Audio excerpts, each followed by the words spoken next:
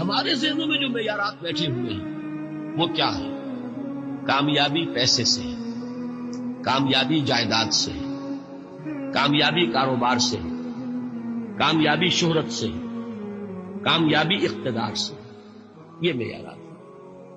جو جتنا دولت مند اتنا کامیاب، جو جتنا مشہور اتنا کامیاب، جو جتنا پاپولر اتنا کامیاب، جو حکومت پر پہنچ گیا کامیاب، جس نے بڑا کاروبار جما لیا کامیاب، جس نے بہت جائیداد بنا لی کامیاب۔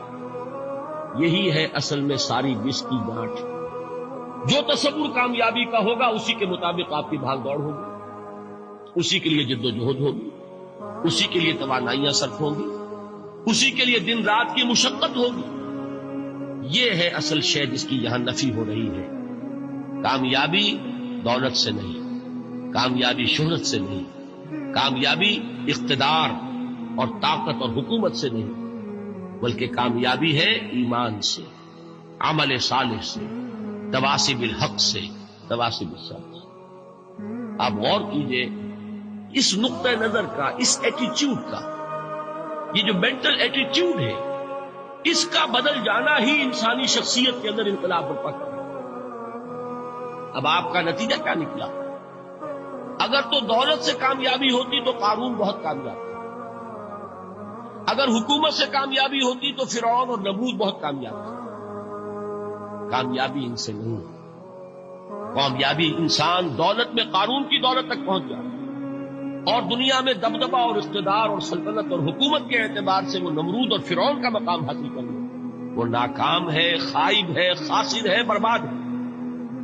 اور ابو ذر غفاری کامیاب ہے، چاہے ان کے پاس کچھ نہیں، جھونپڑی تک نہیں تھی، کوئی گھر نہیں تھا۔ حضور نے فرمایا ہے اللہ کے کچھ بندے ایسے ہوتے ہیں جو کسی محفل میں جانا چاہیں تو انہیں اجازت نہ ملے، جو کہیں اگر رشتہ کرنا چاہیں کوئی ان سے رشتہ کرنے کو تیار، کہیں کوئی سفارش کرنا چاہے تو ان کی کوئی بات ہی نہ سنے۔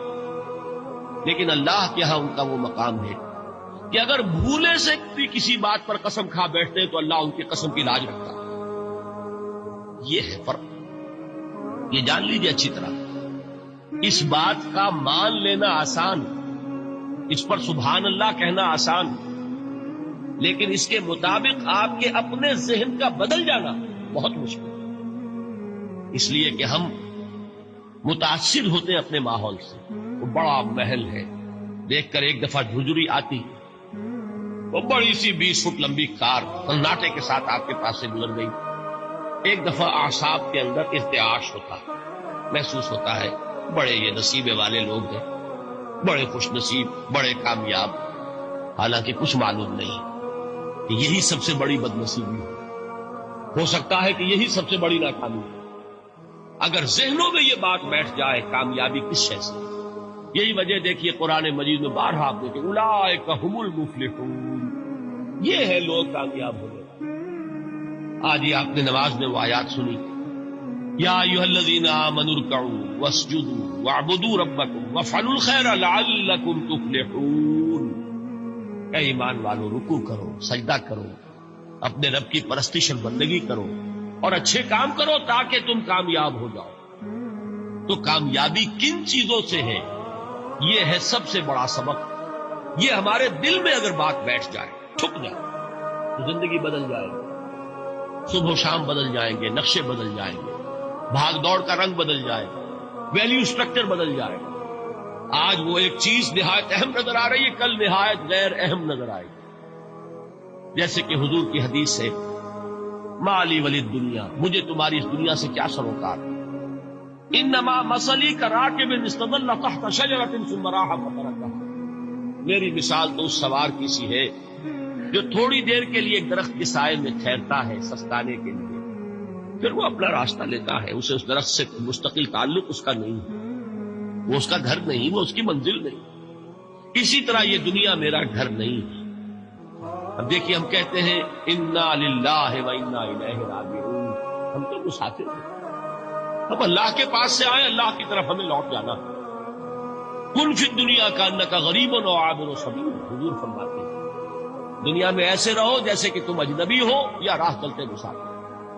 لیکن یہ طرز عمل کب ہوگا؟ جبکہ یہ آیت ہمارے ذہنوں کے اندر بیٹھ گئی ہو، وَالْعَصْرِ إِنَّ الْإِنسَانَ لَفِي خُسْرٍ إِلَّا الَّذِينَ آمَنُوا وَعَمِلُوا الصَّالِحَاتِ وَتَوَاصَوْا بِالْحَقِّ وَتَوَاصَوْا بِالصَّبْرِ۔ یہ ہے اصل بات جو میں نے عرض کیا تھا کہ میں بتاؤں گا صحابہ کیوں ایک دوسرے کو یاد دلاتے ہیں۔ اس لیے کہ دیکھیے جیسے برف باری اگر ہو رہی ہو، آپ باہر نکلیں گے تو برف آپ کے کپڑوں پر جم جاتی ہے نا، تو آپ جھٹکتے ہیں کپڑوں کو تاکہ برف ہٹ جائے۔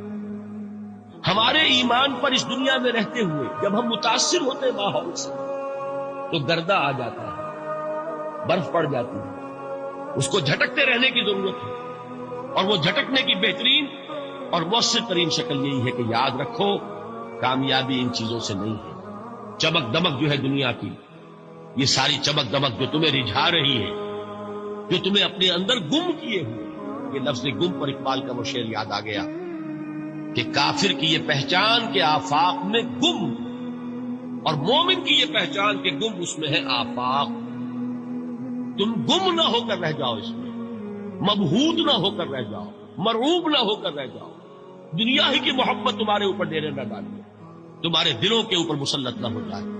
لہذا تازہ کرتے رہا کرو، وَالْعَصْرِ إِنَّ الْإِنسَانَ لَفِي خُسْرٍ إِلَّا الَّذِينَ آمَنُوا وَعَمِلُوا الصَّالِحَاتِ وَتَوَاصَوْا بِالْحَقِّ وَتَوَاصَوْا بِالصَّبْرِ۔ پھر یاد کر لو، پھر تازہ کر لو اپنے اس یقین کو کہ کامیابی دولت سے نہیں، کامیابی ثروت سے نہیں، کامیابی اقتدار سے نہیں، کامیابی شہرت سے نہیں، کامیابی جائیداد سے نہیں، کامیابی ہے ایمان سے، کامیابی ہے عمل صالح سے، کامیابی ہے تواصی بالحق سے، کامیابی ہے تواصی بالصبر سے۔